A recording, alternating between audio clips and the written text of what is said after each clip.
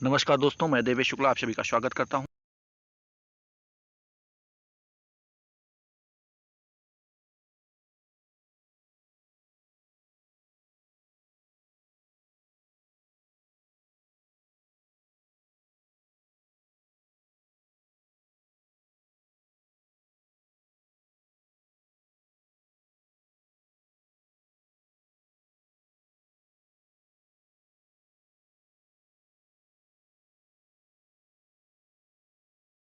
DDU, ठीक है, DDU उसके बाद स्पेस देके NEP।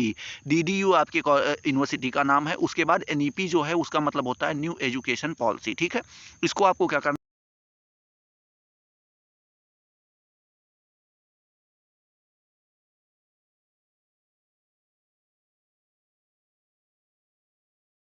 है, चलिए ओपन कर रहे हैं।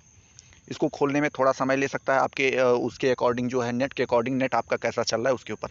तो यहाँ पे आप देख पा रहे होंगे क्या दिखाई दे रहा है मेरे प्यारे दोस्त। यहाँ पर आपको जो है देखने को मिल जाएंगे सिलेबस वगैरह। तो सबसे पहले आपको यहाँ पे नंबर 1 पे दिखाई पड़ा होगा आर्ट, फैकल्टी ऑफ आर्ट। ठीक है, यहाँ पे आप जो है आर्ट के सारी चीज़ देख पाएंगे, जैसे यहाँ पे combination of Asian history, political science और हिंदी का ये जो है कॉम्बिनेशन आपको यहाँ पे तीनों सब्जेक्ट का यहाँ पे आपको देखने को मिल जाएगा। ठीक है, इकोनॉमी, हिस्ट्री, होम साइंस का आपको यहाँ पे कॉम्बिनेशन देखने को मिल जाएगा। इंग्लिश, हिंदी, एशियन हिस्ट्री के बारे में भी आपको यहाँ पे देखने को मिल जाएगा। तो इस तरीके से आप यहाँ पे देख सकते हैं। थोड़ा जब आप और नीचे चलेंगे तो यहाँ पे आप देख पा रहे होंगे एक एक सब्जेक्ट के बारे में सिलेबस जो है, बीए एजुकेशन का सिलेबस, बीए इंग्लिश का सिलेबस, बीए जियोग्राफी का, इन सब का जो है आपको यहाँ पे देखने को मिल रहा होगा। ठीक है, तो हमें बीए से भी अगर आप हैं तो डाउनलोड कर सकते हैं लिंक को छू करके, लेकिन अगर नहीं है तो आप यहाँ पे जो है आगे बढ़ेंगे। सेकंड नंबर पे आपको यहाँ पे जो है फैकल्टी दिखाई पड़ेगी साइंस की। साइंस में आपको यहाँ पे देख पा रहे होंगे कॉम्बिनेशन वाला पहले दे दिया गया है, 3-3 सब्जेक्ट का जो है क्या कर दिया गया, कॉम्बिनेशन बना दिया गया है। तो आप डाउनलोड कर सकते हैं और अलग अलग करना चाहें तो यहाँ पे अलग अलग भी आपको जो है सारे दिखाई पड़ेंगे। ठीक है, साथ ही हम बात करें तो यहाँ पे आपको कॉमर्स भी दिखाई पड़ेगा। यहाँ पे फैकल्टी ऑफ कॉमर्स के बारे में चलें तो यहाँ पे भी आपको दिखाई पड़ेगा। ठीक है, यहाँ पे कॉम्बिनेशन वगैरह दिखाई पड़ रहा है। फिर आगे जब आप चलेंगे तो यहाँ पे जो है एक एक सब्जेक्ट का जो है दिखाई पड़ेगा। ठीक है, BCA का, BBA का भी यहाँ पे दिया गया है। अब बात करते हैं minor elective course. Minor elective course का मतलब आप लोग समझ ही रहे होंगे, एक मेजर होता है, एक माइनर होता है। माइनर का मतलब होता है कम से कम आपको पढ़ना होता है। इलेक्टिव का मतलब होता है चुनाव वाला कोर्स, मतलब जो आपको वैकल्पिक विषय चुनने होते हैं उसके बारे में यहाँ पे आपको दिया गया है, BSc वालों का, BA वालों का और BCom वालों का। ठीक है, ये उन लोगों में लगेगा तो ये उनकी जो है दिक्कत है वो अपने हिसाब से डाउनलोड कर सकते हैं।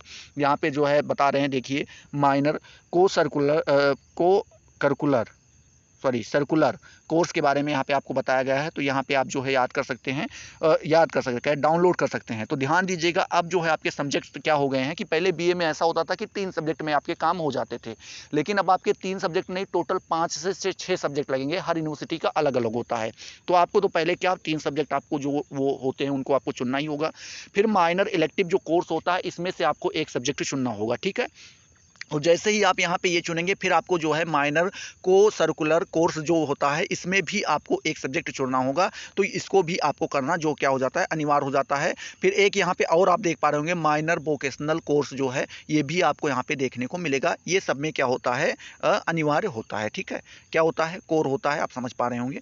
फिर वहाँ पे बताया गया है institute of engineer and technology के बारे में यहाँ पे आपको बताया गया है। ठीक है, यहाँ पे बीटेक का सिलेबस डाउनलोड कर सकते हैं। ये इस तरीके से यहाँ पे आप देख के अपना जो है कर सकते हैं। ठीक है, बात करते हैं department of adult continuing extension education के बारे में। तो यहाँ पे जो आप डाउनलोड कर सकते हैं MA adult education and expression education ordinance के बारे में यहाँ पे आप डाउनलोड कर सकते हैं इस तरीके से।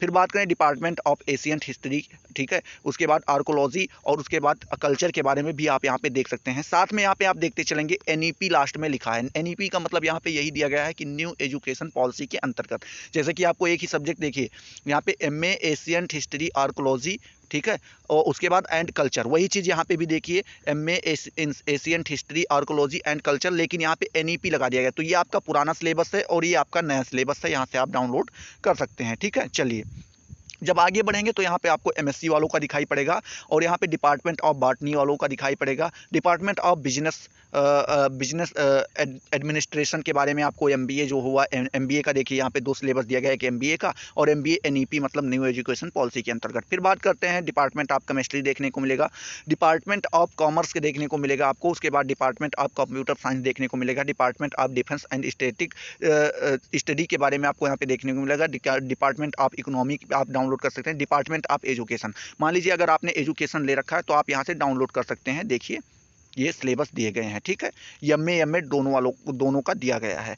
अब हम बात करते हैं यहाँ पे डिपार्टमेंट ऑफ इलेक्ट्रॉनिक्स के बारे में, आप यहाँ देख सकते हैं। साथ ही यहाँ पे इंग्लिश वाला जो लैंग्वेज का होता है यहाँ पे आप देख पाएंगे, ये देखिए इंग्लिश का सिलेबस न्यू एजुकेशन पॉलिसी के अंतर्गत यहाँ पे दिया गया है एमए वालों का, ठीक है। ऐसे ही आप जब आगे बढ़ेंगे तो म्यूजिक और आर्ट के बारे में भी देख सकते हैं, यहाँ पर भी आपको एनईपी देखने को मिल जाएगा। और डिपार्टमेंट ऑफ जियोग्राफी में जब आप जाएंगे मेरे प्यारे दोस्त, अब आ गया डिपार्टमेंट ऑफ जियोग्राफी से अगर आप एमए कर रहे हैं तो यहाँ पे देखिए न्यू एजुकेशन पॉलिसी के अंतर्गत यहाँ पे दे दिया गया। अभी डाउनलोड करके हम आपको दिखा भी देंगे। साथ ही बात करें हिंदी का भी यहाँ पे दे दिया गया है, होम साइंस का भी आपको यहाँ पे दे दिया गया है। होम साइंस से आप लोगों को पता हो तो जियोग्राफी और होम साइंस एक ऐसा सब्जेक्ट होता है जिससे आप एमए भी कर सकते हैं और साथ में एमएससी भी कर सकते हैं, ठीक है। तो वो आपके ऊपर डिपेंड करता है। लॉ के लिए यहाँ पे एलएलएम एनईपी यहाँ पे देख पा रहे होंगे, आपको मिल जाएगा, ठीक है। पीएचडी कोर्स भी साथ में यहाँ पे चल रहे हैं, ठीक है। मैथमेटिक्स के बारे में यहाँ पे देख सकते हैं, आपको जो है एमएससी मैथमेटिक्स एनईपी के तहत स्टैटिक दे दिया गया है। फिर हिस्ट्री का यहाँ पे आप देख पा रहे होंगे, मिडिवल एंड मॉडर्न हिस्ट्री का जो है सिलेबस यहाँ पे एमए दिया गया है, ठीक है। यहाँ पे सेमेस्टर 1, सेमेस्टर 2, सेमेस्टर 3, सेमेस्टर 4 इस तरीके से आप डाउनलोड कर सकते हैं, ठीक है। फिलॉसफी का यहाँ पे आपको दिया गया है, फिजिकल एजुकेशन के बारे में भी यहाँ पे आपको बताया गया है। फिजिक्स के बारे में एमएससी के फिजिक्स के अगर आप डाउनलोड करना चाहते हो तो कर सकते हैं।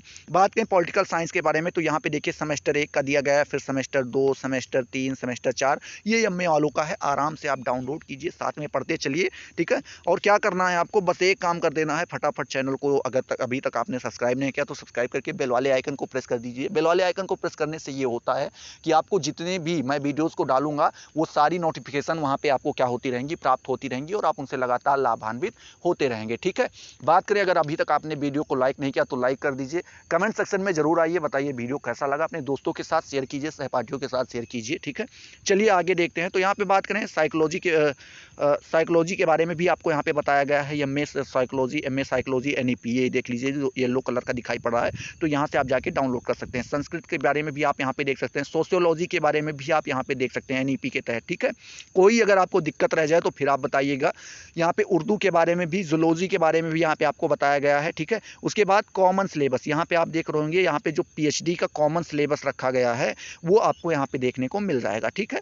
चलिए अब हम क्या करते हैं कि एक आध सिलेबस डाउनलोड करके देख भी लेते हैं। अब यहाँ पे ख़त्म हो गया, ठीक है। यहाँ पे आपके जो है यूनिवर्सिटी के बारे में जो कुछ लिंक वगैरह दी गई हैं वो दी गई हैं। चलिए देख लेते हैं कॉमन, क्योंकि अक्सर लोगों ने क्या कर रखा होता है, सोशियोलॉजी सभी लोगों ने सोशियोलॉजी बीए में ले रखे होते हैं सभी लोग, ठीक है। तो हम सोशियोलॉजी वाला सिलेबस एक बार चेक कर लेते हैं, कहाँ गया, नीचे ही रह गया, ठीक है। क्या करना है कि हम सोशियोलॉजी वाला सिलेबस एक बार चेक कर लेते हैं, क्योंकि अक्सर लोग क्या होते हैं सोशियोलॉजी से, यहाँ पे आप देख पा रहे होंगे, ठीक है। ये देखिए एमए सोशियोलॉजी एनईपी, इसको क्या करना है, आपको क्लिक कर देना है, ठीक है। अब आप जब क्लिक करेंगे तो यहाँ पे हमसे मतलब मुझसे बोल रहा है कि do you want to download ये अगेन, मतलब क्योंकि मैंने ये सिलेबस एक बार डाउनलोड कर रखा है तो वही पूछ रहा है, फिर मैं इसे डाउनलोड कर दे रहा हूँ, ठीक है।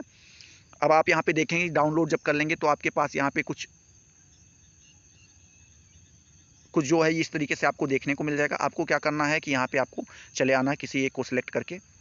जैसे ही आप किसी एक को सिलेक्ट करके आएंगे तो यहाँ पे क्या करना है, आप देखेंगे तो यहाँ पे देखिए ये आपको दिया गया है DDU गोरखपुर यूनिवर्सिटी, यहाँ पे आप देखने को पा जाएंगे। फिर department of sociology, MA in sociology करके ये करके फला धमाका करके सब कुछ बताया गया है।